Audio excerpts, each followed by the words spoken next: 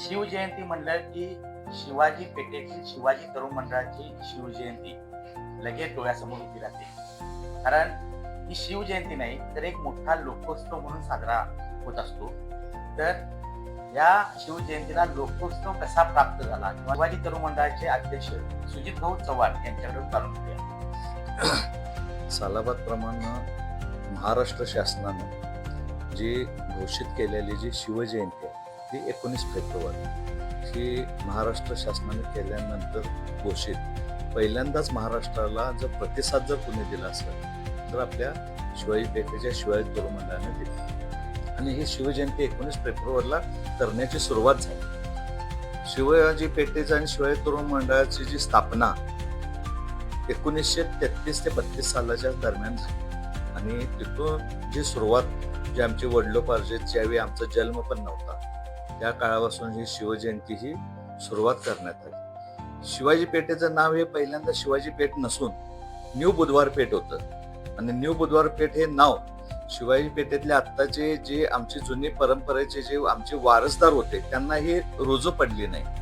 New बुधवार पेठ हे नाव म्हणून कैलासवासी आमचे जे दिनकरराव शिंदे वस्ताद आणि त्यांच्याबरोबर असणारे सवंगडी त्या काळातले त्यांनी एक मीटिंग घेऊन आणि सर्वांचे विचार विनिमय करून तर आपल्याला कुठलं नाव द्यायला पाहिजे, कसं नाव असायला पाहिजे आपल्या पेठेचं, असं बरेच मिटिंगा झाल्या आणि त्या मिटिंगाच्या अनुषंगाने आपल्याला नाव जर द्यायचं झालं तर आपण छत्रपती शिवाजी महाराज यांचे आपण मावळे आहे असं भासवून देऊन त्या टायमाला शिवाजी पेठेचं नाव हे त्या टायमाला छत्रपती शिवाजी पेठ हे घोषित करण्यात आले आणि त्यानुसार आज जे शिवाजी पेठेची जी परंपरा आहे ती परंपरा त्या काळापासून आम्ही आतापर्यंत जे शिवजयंती जी साजरी करतो आणि ते सगळे शिवाजी पेठेतले सर्व तालीम संस्था मंडळे एकत्रितरित्या येऊन आम्ही आवर्जून दरवर्षी 19 फेब्रुवारीची वाट बघत असतो.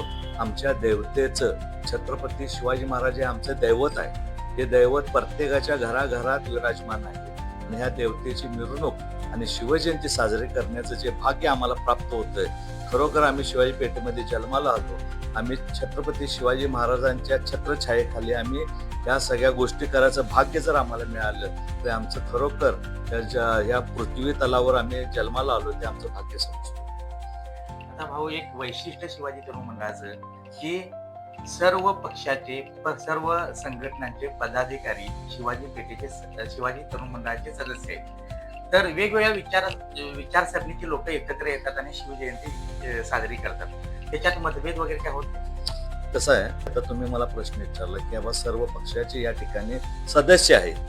खरोखर आहेत, सगळे पक्षाचे आहेत, सर्व लोक आमच्या बरोबर जाते.